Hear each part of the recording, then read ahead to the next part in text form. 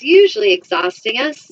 And what, started as just a little irritation builds to greater anger, greater tension and stress, and then people become sick. They start having issues in their bodies. And really, if we can just get back to a place of honoring our body, of honoring our soul, and taking the time to pause, taking the time to rest when we need it, getting away from all the busyness when we really have soul-searching work to address, it's best for us to just go out in nature and be quiet and listen, and really listen to the whispers of our soul, because the inner voice, the intuitive voice, is always speaking truth to you. It is always guiding you in the direction of your soul's highest alignment, and it's very rarely listened to by most humans.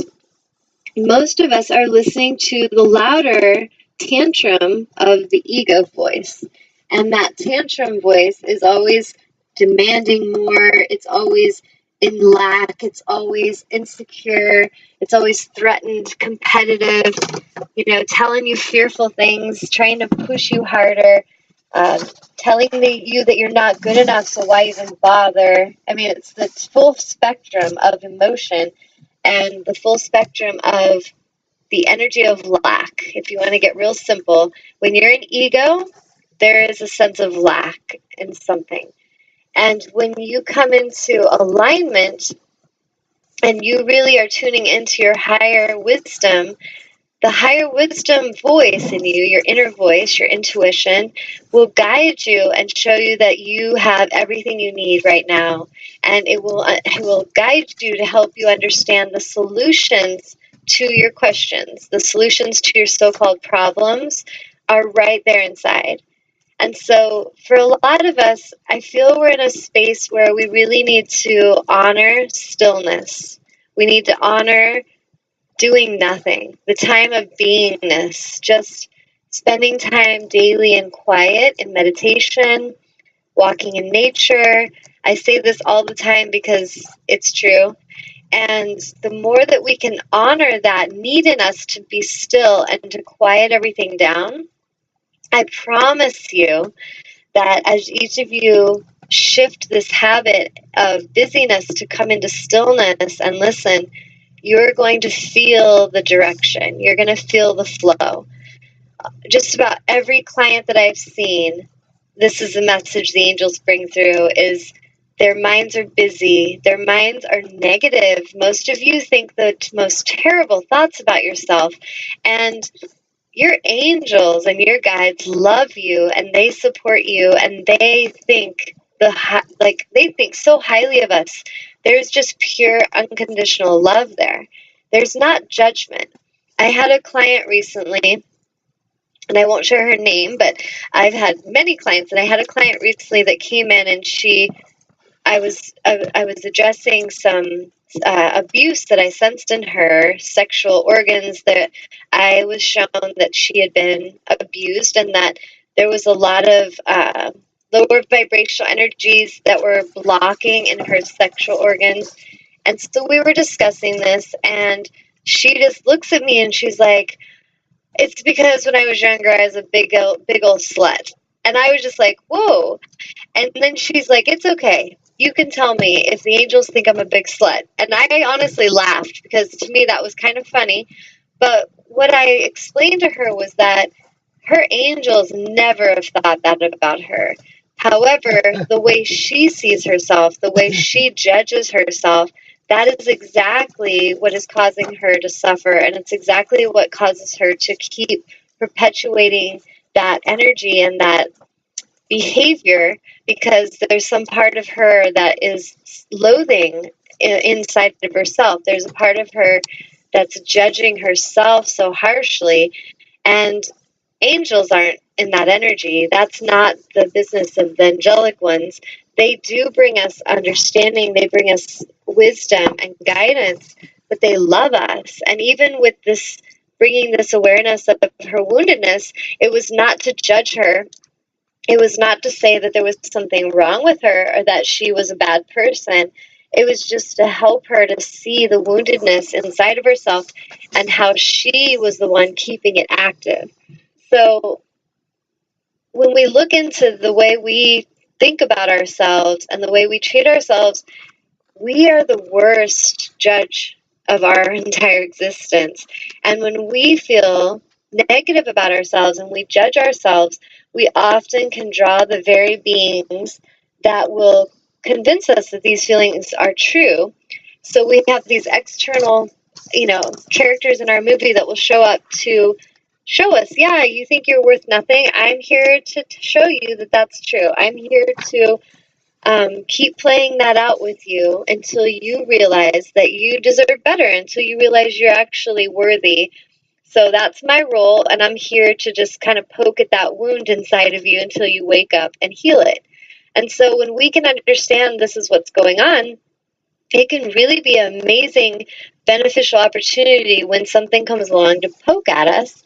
Instead of getting angry and reacting and judging it, we can just look in and go, whoa, why is this coming up? Like, what is this energy? Why are these people coming in this way? And then we can tune in and figure out what it is we need to clear. And sometimes people will come and just poke at us just because they want to try to stimulate our ego. And if we've risen above that, it won't work. We'll just look at them and understand exactly what they're doing, and we let it go. I feel like I should pause. Is there any questions or anything, Amnon? Any comments? Well, let's see. Feel free to call in if any of you have questions or you want to share, because I'm going to get into something that was happening on Facebook today, and I feel like it was really important to address. So if any of you want to call in, you can call in right now to 919-518-9773. So call us if you'd like to ask a question. Carrie Lynn. Okay. Says, hi, Tanya. I adore Shiva. Love that you are sharing your beautiful story and self. XOXO. Oh, what was her name? Carolyn. Oh, thank you, Carolyn. Thank you so much. My pleasure. It's just what I'm on the planet to do. And Mariposa says something in the beginning. She said, you are so welcome, Tony. I don't know what she was saying, that you are so loved. Thank you for taking your time and sharing her with us. Oh, she talking about Shiva? Yeah. Yeah. And then there's LA Woman who says, I'm all signed up for instruction and first paddleboard yoga class this Saturday.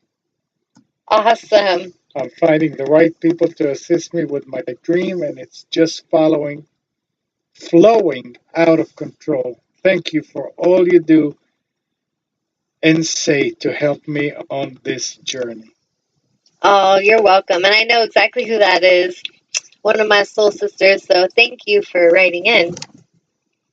Absolutely. My pleasure. And I really, truly do appreciate, because I had so many loving people like putting up pictures on Facebook of Shiva and sharing stories of how she touched them and just what she meant to them. And my brother sent me these gorgeous pure white flowers, and Shiva was this pure white puppy, and he sent these beautiful flowers, and it was just so honoring. And actually, for people that live locally, on May 20th, I'm actually going to have a memorial service for her. Kind of not really like a funeral, but more like shamanic drumming circle style. And we're just going to have a drum circle and honor her life and what she represented and just all the people she touched. And so it's going to just be like a sacred ceremony for her in nature. And that's just so Shiva. And she will just totally dig everybody there, making it all about her. So it'll be really great. But I thank each of you for the love that you sent, definitely. And she is my soul sister, and she's still with us. And speaking of magic, when I was meditating, there was a time, and this gets back to surrender, because I feel this is an important thing to share in regards to being, not only being a healer, but also just a mother, a sister, a brother, a husband, a friend. It's going to connect with all of us.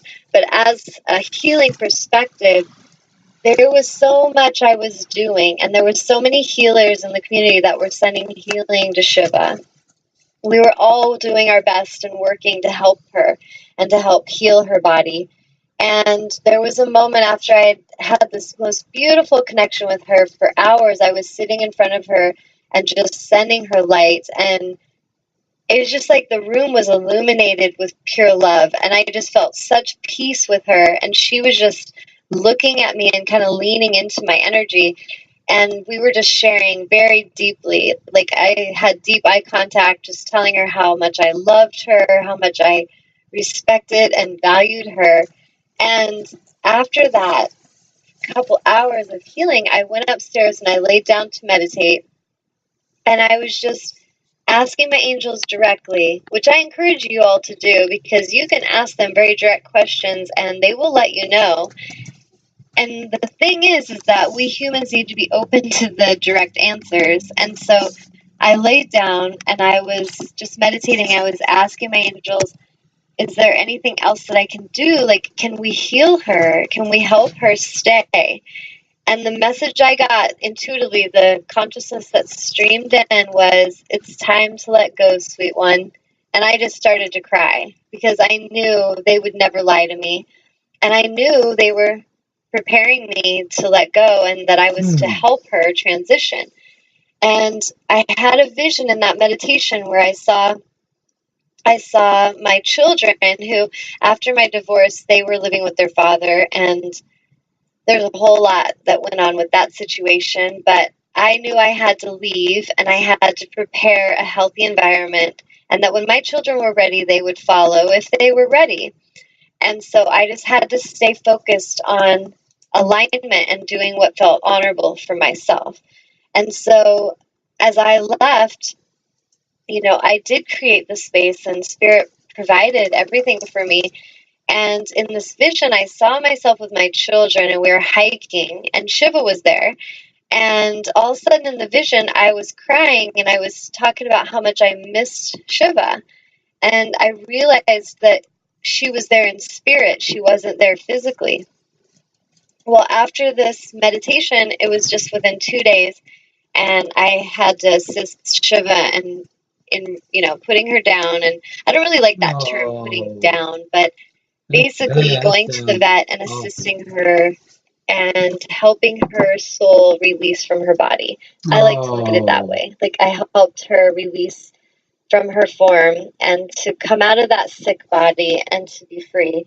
And so within actually that day of the meditation, my daughter came to visit, and her and I hadn't talked for a while, and she just cried and hugged me and was like, Mama, I love you so much. And she apologized for things that had happened in the past and things she had said to me.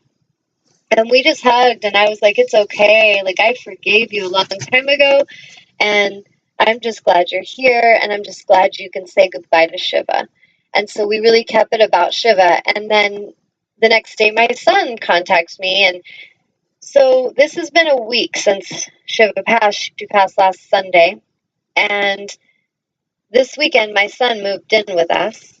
And my daughter came and talked to me and said she would like to come live with us part-time as well. She just wants to try it here and there. And could she do homework here? And she just said she feels very peaceful in my house and that she needs that. And my son shared the same exact feelings.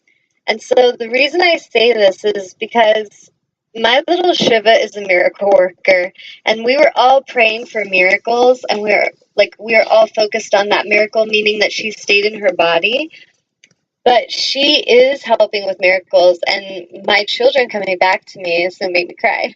But that is an amazing miracle, and I just feel like we all have to see the bigger picture. Sometimes we get caught up in the smallness and we really want to control and have it work out a certain way. And I even got a little irritated when I knew what Shiva was doing. And I was just like, no, you don't need to leave your body for this. And she had a purpose. My dog's spirit had a greater purpose. And now that she's passed, my children are coming back and our hearts are healing. And we will never forget Shiva, ever. And she knows that. And I feel she will come back to me in some way. And I'm really excited to see how. But I just have so much honor and respect for